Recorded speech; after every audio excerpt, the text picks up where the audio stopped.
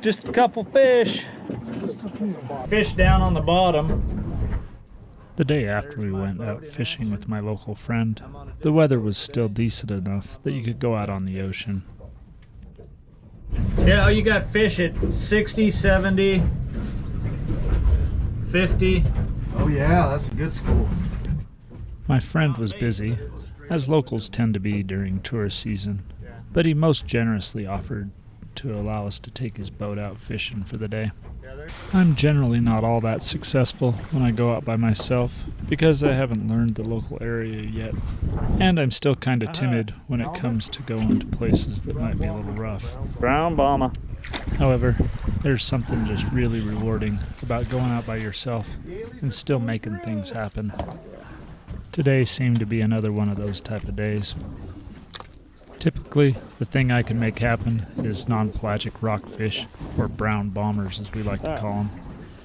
They're pretty annoying because you have to release them at depth, which takes about 3 or 4 minutes just by the time you get everything rigged up and send them back down to the bottom. Let it go down. They don't have a way to shrink their air bladders, and so they'll just float on the surface if you don't release them in this manner. The thing with mooching is you're hitting all the levels of fish, right? Like if you just drop it down, if you're 10 feet too low, nothing will see it.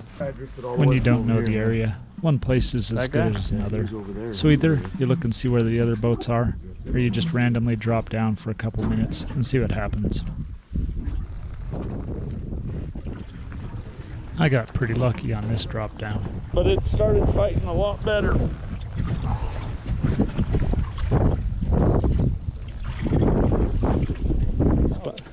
Sweet. Grab that net or gaff, either way.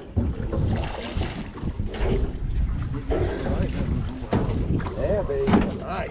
You on the bottom? Yeah, I dropped to the bottom. Oh, sorry about that. There you go. This is the first keeper-size halibut I've caught on my own in Alaska, so it was a great day. No kidding, son. Nice catch. And of course, more brown bombers. I also managed to dredge this cod up off the bottom, something I'd never caught before. Like a big fish on the ocean. Not everybody can catch one of those guys. And more brown bombers. About 4 hours into the day, we dropped down and started adrift, and things changed. This was the first salmon we'd caught, so we redid the drift. There you go. Where do you want it? Wherever he'll go. Okay. That's a nice one. That's a beauty.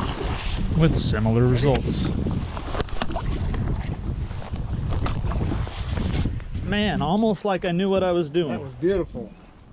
When you're in the salmon, trying to keep everybody baited is the name of the game. Can't catch fish if your line's not in the water.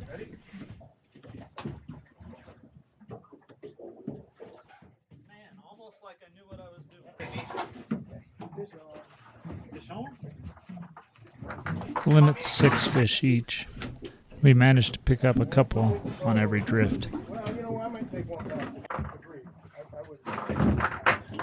Now bait's starting to get scarce. We've been using cut plug herring, but now we're using cut plug herring heads as well.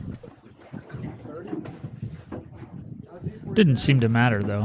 When the fish are there, they'll eat. Oh, what's your finger? We certainly didn't land every one we hooked, but that was okay. This footage isn't the best. You can tell it's actually been raining quite a bit while we're catching these fish.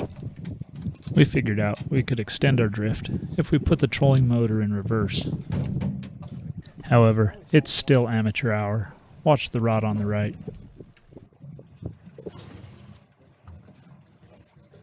If this was a fish, he probably would have gotten away. However, it's not the fish. It's the trolling motor. I hooked it good.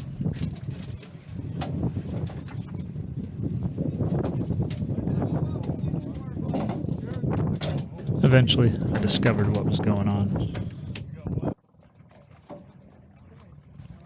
Fortunately, I didn't wrap the line around the seal. It managed to hook the nut that holds the propeller on. That's the best case scenario in a situation like this. While I'm trying to get this figured out, people are still hooking fish.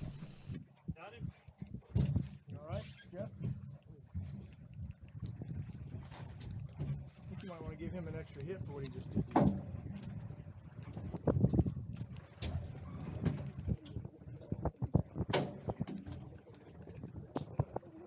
Eventually, a little knife work, and we're back in business.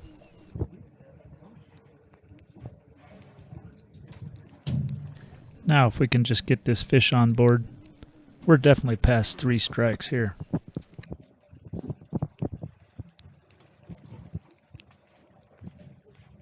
Eventually, the box filled up.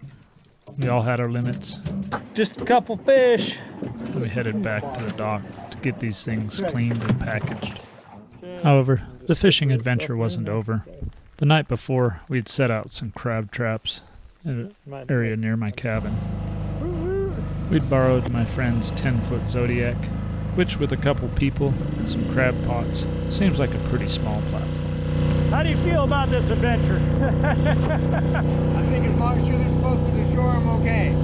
Now that they'd been soaking for 24 hours, it was time to check and see the results. Sweet. I think they are. They're crabs. 2, 3. 2, 3. Girl free. Bye-bye. Hopefully, that's actually more females than I've caught. Yep. Those were actually bigger females than usually. Really? Yeah. Right there. Anything? See any? Don't see any, but they eat it. They ate. Yeah. Oh, Both females, I think. both females. Yeah, just based on the size. One legal male crab isn't anything to write home about, but at least there was enough for a taste for everyone. Who needs that boat trailer? It had been a great adventure-filled day. For one crab. Yeah. And having a little bit of crab to go along with our meal topped off the day perfectly. It's been one of my best fishing days in Alaska yet.